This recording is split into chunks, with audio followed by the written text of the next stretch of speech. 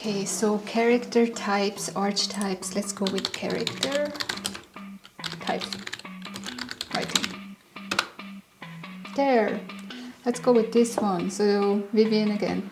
16 characters you should have in your novel. It's not really about finding the personality of the character, but rather I need some sort of stand-in character, the first cardboard thing that I then can use and turn into an actual person, what I'm looking for here. So here we go, 16 rapid fire MBTIs. Number 1, the detective, or an ISTJ, introverted, sensing, thinking, judging. These people are very responsible, honorable. Very conveniently, the detective would fit in the starting scene. So we have missing cases, so let's start with the detective who has to find out what is going on. So this person, and let's just use 3 traits or stuff from that character type just to have like a starting point. The interesting here could be that this setup gives us an idea of what the world is like, because there are missing people, and depending on how this world and the infrastructure would handle something like that gives us an idea of what this world is like. So if we have like a very organized search effort and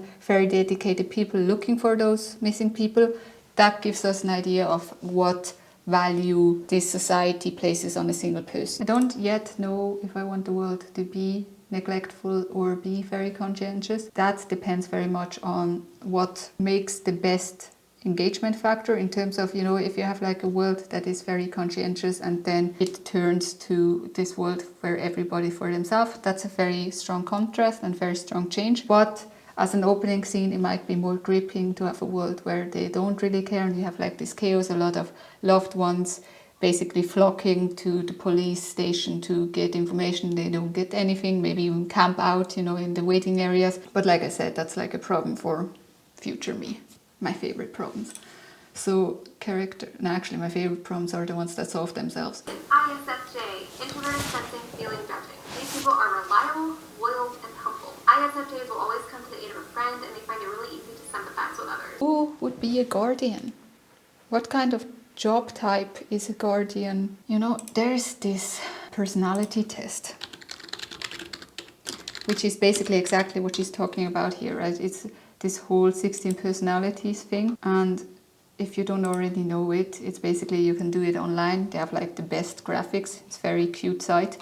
And you can take the test yourself. And there the personality types are also listed.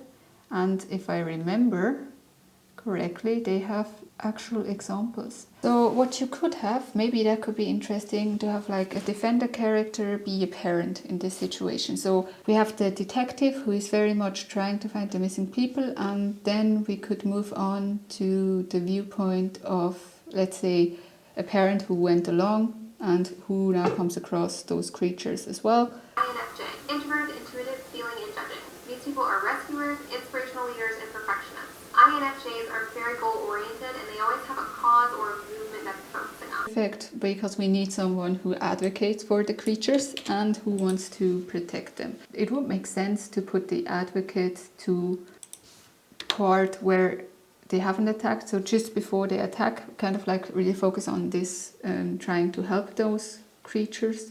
Tacticians, INTJ, introverted, intuitive, thinking, judging. These people are knowledgeable, rational, and confident. They see no point to gossip, and they prefer intellectual conversations.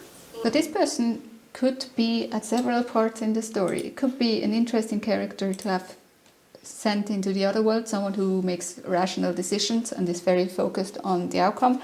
Or it could be someone who picks up the pieces after the attack has happened and the humans are basically trying to survive. So I'm seeing this person somewhere towards the end of the story, someone who takes over and is relatively smart. But I wanted to end the story on 8, which with a sort of a bit a sense of chaos, and they made it back into the past, but it should feel like, this scrambled effort and they forgot a lot of stuff while running, so that it doesn't feel like it's a plan that is working. And because of that, this kind of character wouldn't be very good at the end, because they seem like the character who could make a plan work despite chaos. So someone who we would miss. I think that they would make for a good sacrifice character. So someone who is very instrumental in helping to either organize the resistance or to... I like the idea of having this character be the one who helps find the time travel and use and take the time travel, but we lose this character because it seems like a character that you would really like. So I'm sort of envisioning a kind of character who in an unknown situation, in a dramatic situation, remains calm, the kind of character who would see that there is technology that they could use from this other world. So the kind of character that you latch on to as a reader because they seem to know what they're doing. We kind of like those characters, and then to lose that character would be tragic. So let's put this person, time travel and lose something, right? We're putting you here. I kind of like the idea of having at least one character that you could really like and really latch on to. So I feel every good story that creates, kind of like wanting to come back to it and rereading it has characters that are really addictive or that are just really cool to follow. So there should be at least one very memorable character in there, ideally more, but I like the idea of having kind of like this archetype character who's very useful, and then developing that character into an actual kind of person, someone who isn't just hyper useful and has no personality, but kind of like, combining those things. That would be the goal here. No idea if I can do it, but that's the goal. I'm starting to feel like I prefer actually this website and the overview. I mean, her video is obviously meant as sort of like an introduction to those types and kind of like giving you an idea as a starting point. If you don't know who your character is, then there are archetypes to start with.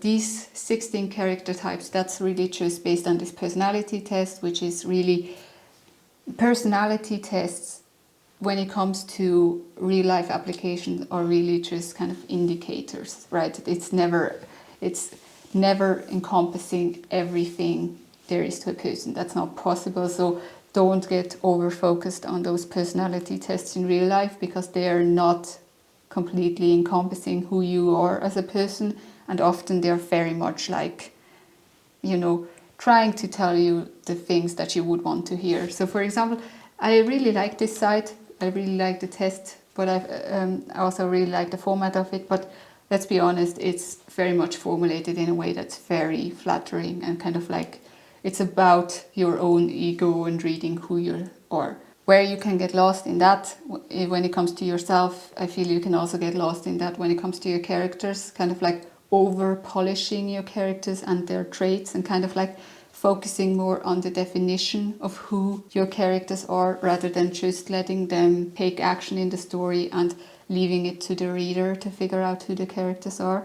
So that's also why these kind of starting points I feel are a bit dangerous, not to fall too much into this whole trying to tell the reader who the character is, by defining the traits and, plainly stating them. But as a starting point, if you, like me, don't have a starting point, cool idea to start here and at least try it out, right? See if it works for you. Okay, so now that we actually have the characters, you can go and watch the development video where we actually develop the characters, and the tour ends here.